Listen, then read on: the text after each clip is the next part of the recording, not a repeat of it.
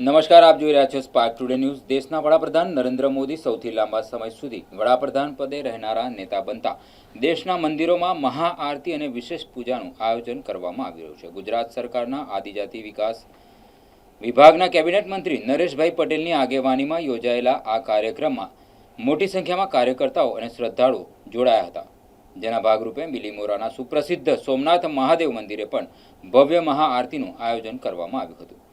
સાથે જ મંદિર પરિસરમાં દીવાઓ પ્રગટાવી વડાપ્રધાન નરેન્દ્ર મોદીના કાર્યકાળના 4399 દિવસનું પ્રતિકાત્મક નિરૂપણ કરવામાં આવ્યું હતું। સાથે જ દીવાઓ દ્વારા નમો લખી વડાપ્રધાન પ્રત્યે શુભેચ્છા અને સમર્થન વ્યક્ત કરવામાં આવ્યું હતું। મહાઆરતી દરમિયાન દેશની પ્રગતિ, સમૃદ્ધિ અને વડાપ્રધાનના દીર્ઘાયુષ્ય માટે વિશેષ પ્રાર્થના કરવામાં આવી હતી। આજે બિલીમોરા ખાતે અમારું સોમનાથ મહાદેવજીના મંદિરે જે દક્ષિણ ગુજરાત માટે ખૂબ મોટું આસ્થાનું સ્થળ છે એવું ભવ્ય સોમનાથ ભગવાનનું મંદિર અહીંયા આવેલું છે। અહીંયા અમારા તમામ નગરજનો અને ગ્રામ્યના તમામ આગેવાનો સાથે અમે આજે મહાઆરતી કરી।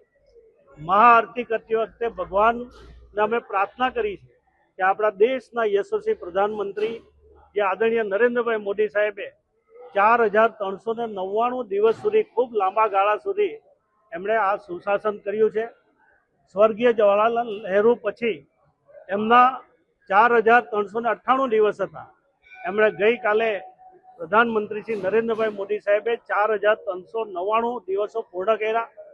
આવનારા દિવસોમાં એમનું ખૂબ સારું સ્વાસ્થ્ય અને આયુષ્ય સાથે આ દેશની જનતાની સેવા થાય, ભારત ભૂમિનું રક્ષણ થાય, લોકો સુરક્ષિત રહે એ પ્રમાણે એમણે અનેક પ્રકારના કામો કર્યા છે। એમાં આવનારા દિવસોમાં વધુને વધુ એમની સફળતા સાથે આ દેશની જનતાની સેવા થાય એવી ભગવાનને અમે પ્રાર્થના કરી છે। ફરીવાર આપના માધ્યમ દ્વારા હું મોદી સાહેબને ખૂબ ખૂબ શુભકામનાઓ પાઠવું છું।